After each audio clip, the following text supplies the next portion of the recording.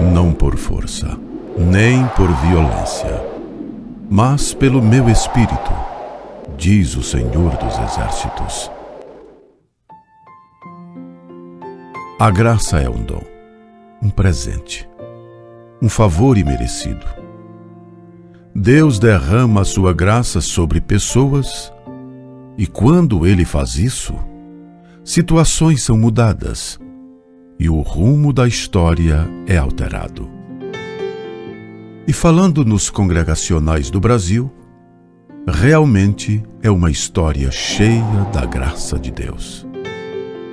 Primeiro na vida de um homem chamado Robert Reid Calley. Ele nasceu na Escócia, em 8 de setembro de 1809, filho de família protestante.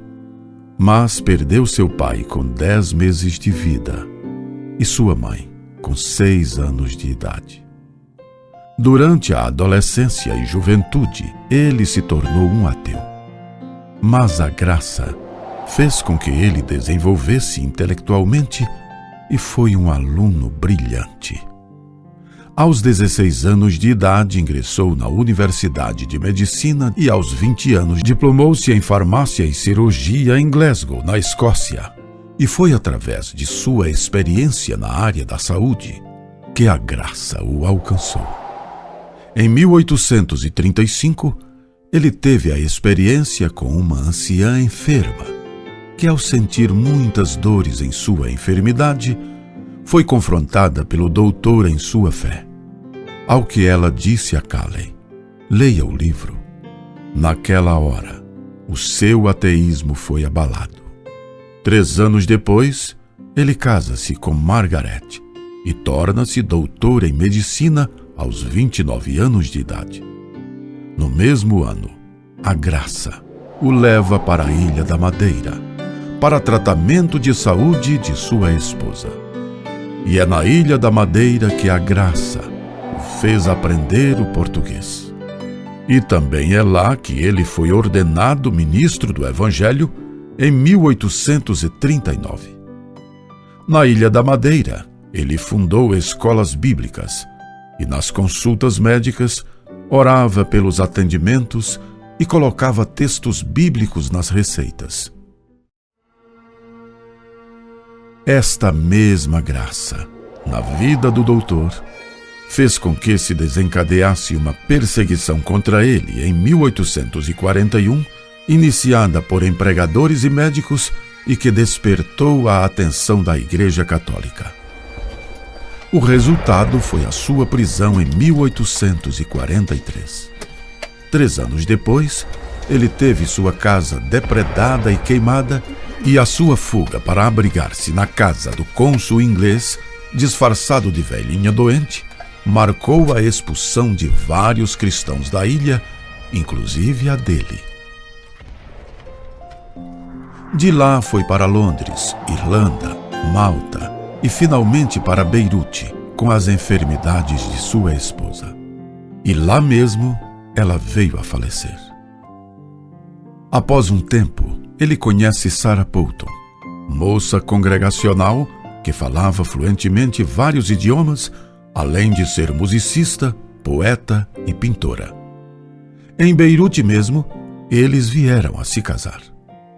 Em 1853, a graça o levou para os Estados Unidos, onde ele presta apoio a vários irmãos madeirenses que refugiaram-se ali pela perseguição.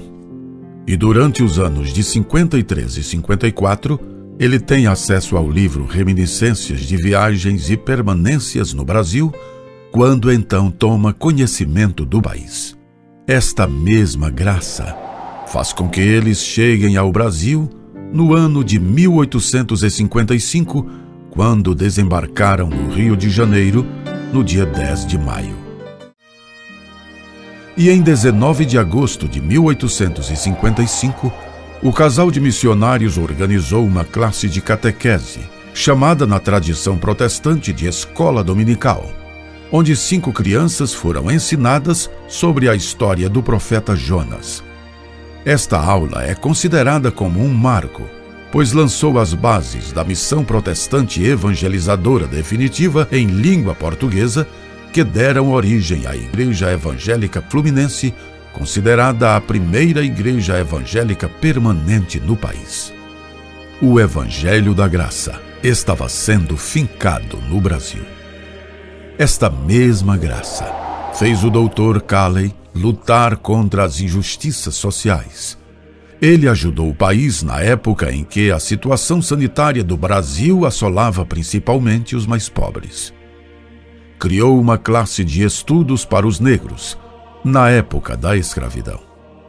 Com a sua influência junto ao imperador Dom Pedro II, viabilizou o registro de nascimentos, óbitos e casamentos para pessoas de qualquer religião, os quais não eram regulamentados.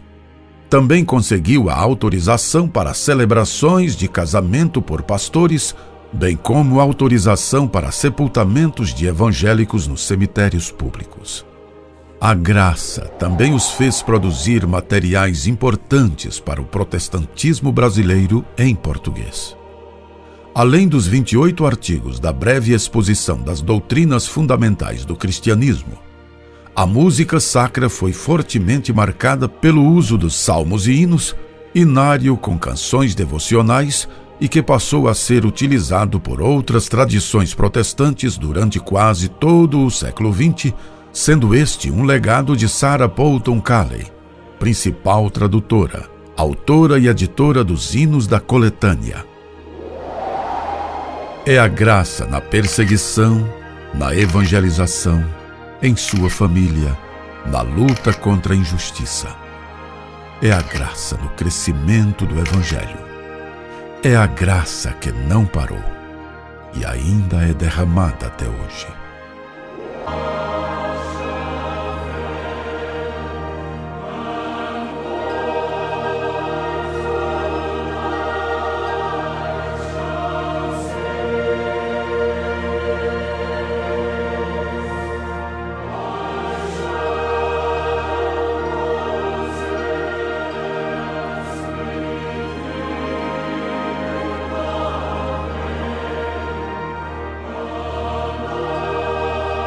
Congregacionalismo Brasileiro, 167 anos. Não a nós, Senhor, não a nós, mas ao teu nome da glória.